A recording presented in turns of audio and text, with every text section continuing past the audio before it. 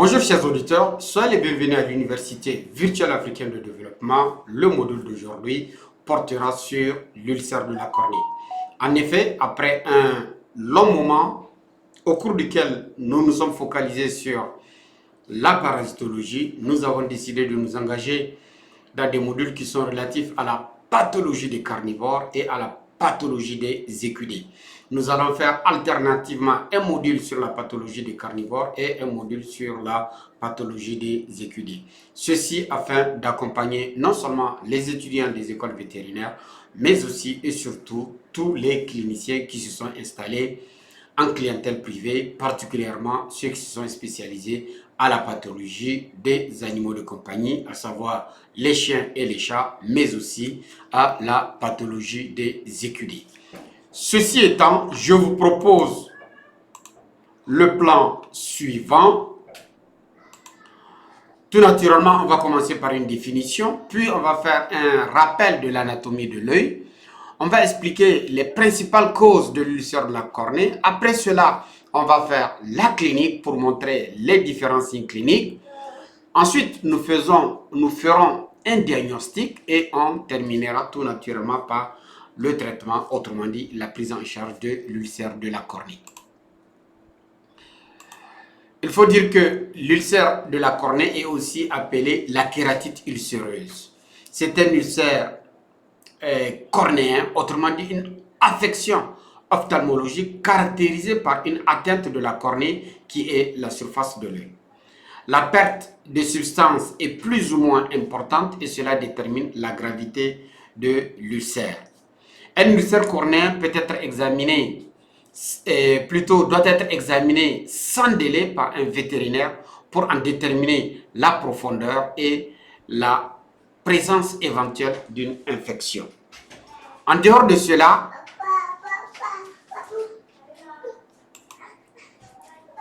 nous allons passer au point 2 qui est le rappel anatomique de l'œil afin que nous puissions comprendre l'anatomie de l'œil.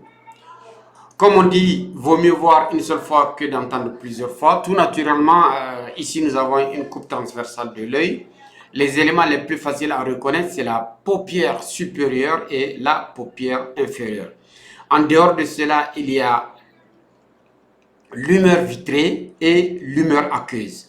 Entre l'humeur vitrée et l'humeur aqueuse, il y a le cristallin. Et le cristallin est relié par des muscles qu'on appelle les muscles ciliaires qui permettent de tirer sur le cristallin ou de relâcher sur le cristallin. Donc, c'est ce qui permet l'accommodation. Autrement dit, ce qui permet d'améliorer la netteté de la vision d'un objet. Devant le cristallin, il y a tout naturellement ces deux rideaux qu'on appelle l'iris. Et donc, la capacité, c'est de régler la quantité de lumière qui va traverser pour rentrer dans l'œil. Donc, on peut faire varier le diamètre de la pupille grâce à une lumière. C'est ainsi qu'on peut obtenir un myosis lorsque l'intensité lumineuse est très importante. Donc, la pupille a tendance à se fermer et on peut observer une mydriase lorsque nous sommes dans une pièce qui est sombre où on écarte suffisamment l'iris afin que le maximum de lumière rentre et que nous puissions bien voir. Au niveau de lumière vitrée, il y a ce qu'on appelle la chambre antérieure de l'œil, où il y a un liquide dont la pression peut être très élevée, particulièrement lors de la pathologie qu'on appelle, ce n'est pas l'uvéite, le nom m'échappe, j'ose espérer que le mot me reviendra plus tard. Donc, en dehors de cela, il y a la cornée qui est ici. Donc, c'est cette cornée qui peut s'ulcérer. Et dans le cas où elle s'ulcère, on a affaire à ce qu'on appelle l'ulcère de la cornée. Dans la partie profonde, il y a le nerf optique, tout naturellement, qui relie l'œil au système nerveux central. Et là, il y a la rétine, au niveau de laquelle il y a les cellules à cône et à bâtonnet, autant pour moi, qui contiennent de la rhodopsine. Et la rhodopsine est un alcool en présence de la lumière. La rhodopsine va être décomposée pour donner un aldéhyde qui est le rétinal. Donc après la rétine, il y a la choroïde et après la choroïde, il y a la sclère. Donc voilà, je pense que d'un point de vue anatomique, ce qu'on peut rappeler en ce qui concerne la structure de l'œil.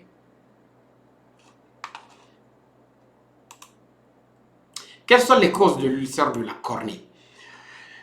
Il faut dire que l'ulcère de la cornée est une pathologie multifactorielle. En effet, il peut y avoir plusieurs causes, mais les causes les plus fréquentes sont des causes bactériennes, qui sont les causes les plus fréquentes. Après cela viennent les causes virales, en particulier l'herpès virus, qui peut provoquer l'ulcère de la cornée. Il y a des causes traumatiques, particulièrement lors des griffures et des batailles chez le chat, mais aussi de fois des barbelés qui peuvent blesser ces sujets. On peut observer aussi des infections pharyngiques ou bien des carences en vitamine A qui peuvent être des facteurs prédisposants à l'ulcère de la cornée. Parlons à présent des manifestations cliniques de l'ulcère de la cornée. Les symptômes majeurs de l'ulcère de la cornée, c'est le suivant. Tout d'abord, on va constater une congestion des yeux. Vous constatez cette couleur rouge foncé qui montre qu'il y a un processus inflammatoire, donc comme on dit rubor. Des douleurs oculaires et qui peuvent se traduire par des plaintes comme des miaulements, particulièrement chez le chat. On peut observer un larmoiement abondant, l'animal s'essuie en permanence. Chez l'homme, on peut avoir cette sensation d'un corps étranger dans l'œil. Il y a un phénomène qui s'appelle le phénomène de photophobie, autrement dit l'animal tend à fuir la lumière et ferme les yeux une fois que vous l'éclairez avec une lampe. Il a tendance à se cacher dans des endroits qui sont beaucoup plus sombres ou à rester à l'intérieur de la chambre. La vision peut être floue ou carrément se dégrader selon l'état de gravité de l'ulcère de la cornée. Comme on dit, mieux vaut voir une seule fois que d'entendre plusieurs fois. Là, nous avons un chat et là, nous voyons à l'œil nu, sans même passer par un test à la fluorescéine, nous constatons que ce chat a un ulcère de la cornée. Pour ce qui est du diagnostic, il faut utiliser une substance qu'on appelle la fluorescéine. La fluorescéine est utilisée pour donner une coloration permettant de visualiser l'existence ou non d'un ulcère de la cornée. Donc il suffit de déposer quelques gouttes, une goutte tout au plus, et rapidement on va distinguer si le sujet a un ulcère de la cornée ou pas. Qu'est-ce qui se passe d'un point de vue pratique? Avant d'aller très loin, je profite de cette occasion pour remercier infiniment mon maître, à savoir Armand Senou, qui se trouve à l'immeuble Rose, route de Ouakam, chez lequel j'avais passé un stage après ma formation de doctorat d'état en sciences et en médecine vétérinaire et auprès duquel j'ai beaucoup appris dans le domaine de la clinique des animaux de compagnie. C'est aussi l'occasion de remercier infiniment Dr Gabi Fall, qui est un collaborateur avec lequel nous partageons beaucoup de cas et ce qui nous permet de prendre en charge correctement les animaux qui sont soumis à notre appréciation. Donc là, on a mis la fluorescéine et une fois qu'on a mis la fluorescéine, vous constatez là qu'il y a une tache, ce qui veut dire qu'on a un test positif. Donc on a l'ulcère de la cornée à ce niveau. Et donc en ce qui concerne la mise en évidence, donc là aussi, c'est un œil. Tout naturellement, dès ici, on constate l'ulcère. Mais une fois qu'on utilise la fluorescéine va se placer au niveau de l'ulcère. Le reste de la fluorescéine est entraîné par le larmoiement, mais une partie va se placer au niveau de l'ulcère. Donc là aussi, nous avons l'ulcère de la cornée. Donc là, nous avons l'ulcère. Donc nous avons aussi un test positif. Qu'en est-il à présent du traitement? Pour ce qui est du traitement, il faut dire que le traitement est tributaire de la cause. Le plus souvent, on utilise des collyres ou bien des pommades contenant de l'antibiotique lorsque c'est une cause bactérienne. Des antibiotiques comme la tobamycine, des antibiotiques comme l'oréomycine sont utilisés le plus souvent dans des infections bactériennes de l'œil. On peut aussi utiliser des collyres cicatrisants si la cause est d'origine traumatique. Si c'est un chat qui s'est fait griffer par un autre au point de provoquer un ulcère, oui, un cicatrisant est bien indiqué. On peut utiliser des antalgiques pour supprimer la douleur. On peut utiliser même l'atropine pour soulager la douleur. Et elle peut même être utilisée en injection sous-conjonctivale. Lorsque la cause est d'origine virale, on peut utiliser des antiviraux. Exceptionnellement, on peut faire de la chirurgie, ce qu'on appelle la blépharographie ou la tarsographie. Il s'agit de faire la suture de la paupière supérieure à la paupière inférieure, ce qui va fermer l'œil et lui donner le temps de se régénérer ces structures qui sont lésées. Et plus tard, on va lever ces sutures de la paupière supérieure et de la paupière inférieure. Lorsqu'il s'agit de chat, on peut mettre de la collerette. Le port de la collerette peut être recommandé afin d'éviter que le chat ne se démange pas et risque d'aggraver ses lésions. S'il y a une contre-indication, il faut la dire, c'est celle de ne jamais utiliser des corticoïdes lorsque vous avez un ulcère de la cornée. En effet, l'utilisation de corticoïdes dans le cadre d'un ulcère de la cornée va entraîner directement une perforation de l'œil et c'est une faute professionnelle grave. Donc prenez vos dispositions afin que les gens en robe noire, les avocats, ne vous collent pas des procès pour faute professionnelle. Comme on dit, mieux vaut voir une seule fois que d'entendre plusieurs fois. Là, c'est une illustration d'une blépharographie, autrement dit d'une tarsographie, sur un modèle qui est fait avec un dessin chez l'homme. Donc là, nous avons l'ulcère de la cornée, là, nous avons la paupière supérieure, là, nous avons la paupière inférieure. Tout naturellement, on coupe les cils et puis on va mettre un support ici et un support ici et on va faire un point de suture pour rapprocher la paupière supérieure, la paupière inférieure et puis on va faire le nœud de suture ici.